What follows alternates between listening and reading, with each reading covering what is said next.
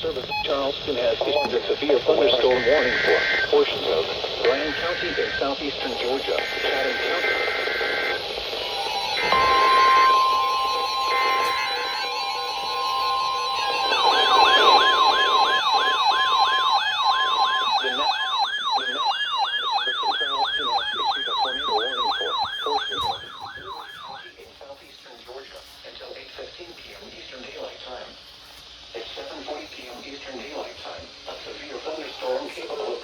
Tornado was located over Allenhurst, moving east at 10 miles an hour.